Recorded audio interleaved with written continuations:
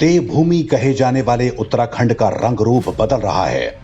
जनसंख्या परिवर्तन की जो चक्की भारत के दूसरे क्षेत्रों में चल रही है, उत्तराखंड भी उससे अछूता नहीं है।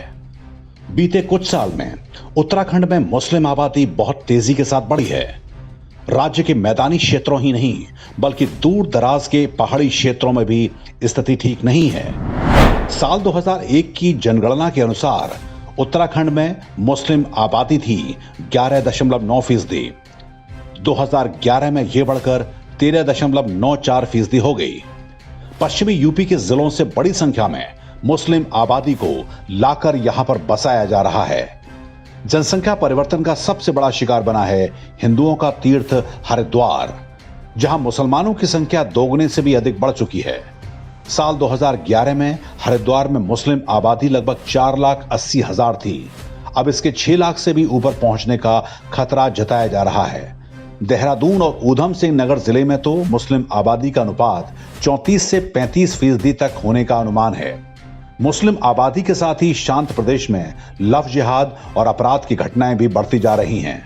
पहाड़ी जिलों में पहले मुस्लिम आबादी बहुत कम हुआ करती थी, लेकिन अब वहां भी मुसलमानों की बस्तियां बस चुकी हैं। उत्तराखंड में हो रहे इस जनसंख्या परिवर्तन का सीधा संबंध राष्ट्रीय सुरक्षा से है।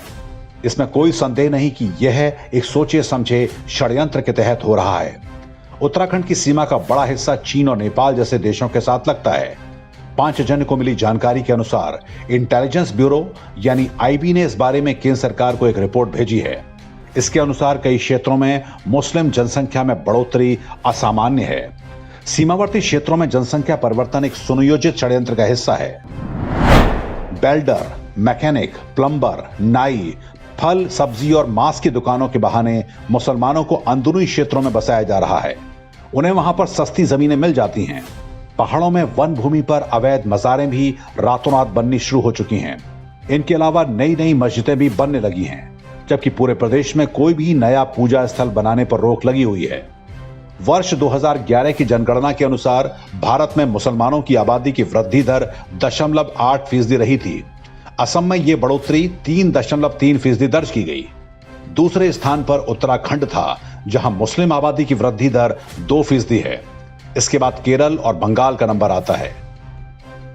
रोजगार की तलाश में उत्तराखंड के पहाड़ों से बड़ी संख्या में हिंदुओं का पलायन होता रहा है। उनकी जमीनों और मकानों पर मुस्लिम माफिया की नजर है। आरोप तो यह भी हैं कि कुछ इस्लामी और राजनीतिक संगठन उन्हें यहां बसाने में सहायता कर रहे हैं।